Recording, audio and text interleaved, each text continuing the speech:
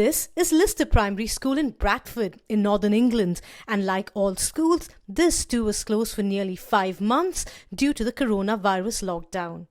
But on 7th September, all the schools in England finally reopened and welcomed their students back. And as I've been finding out, reopening schools during a pandemic hasn't been easy. It's been quite a complex way to work with the school, very different to what we were used to. One of the first things we've had to do is definitely introduce separate entries and exits into the school, one-way systems. We're always encouraged to have lots of space in reception anyway, but a little bit more spaced out and not as many resources as we generally would have.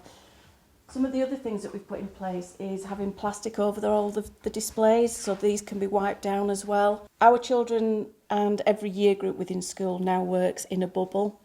Staff are assigned to that bubble and they don't move out of that throughout the day, throughout the week.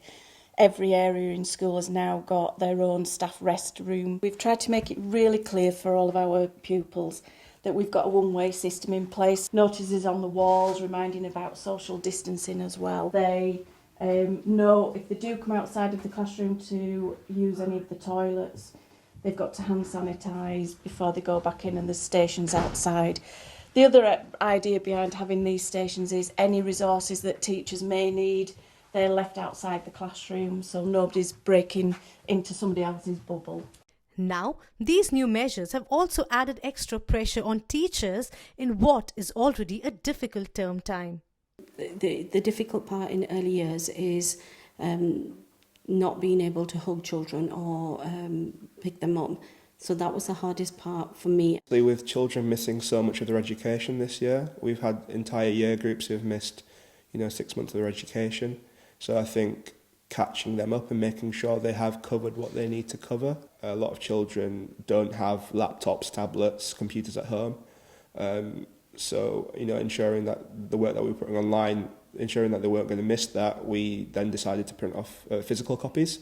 So we had paper copies that we would print off and parents could safely collect from reception. I've had a couple of children already bring in sort of a post that they've made saying you're the best teacher and things like that, and it's really hard to sort of not be able to sort of accept those things. But what do parents have to say about all these new changes? The first morning back was obviously everyone was outside the gates, no one was sure what's going to happen or not, but at pick-up time it was really impressive, all the separate gates, separate entrances, and all the parents were social distancing too. It's a lot calmer, with all the measures that schools have got put in place, and whereas before everybody was coming at the same time, it was hectic. This is what students had to say about returning back to school and adapting to all these new measures. The holidays been getting boring, but then when we came back to school, it felt so much better to be back at school. I feel a bit happy that we're doing some social distancing and we're taking care of ourselves. I miss going there with my friends and talking to them and sitting around next to friends in class. And with schools reopening, children in the UK are slowly getting their lives back to some sort of normality, with many hoping that their good old school days will return soon. Gaggan Sabherwal, BBC News, Bradford.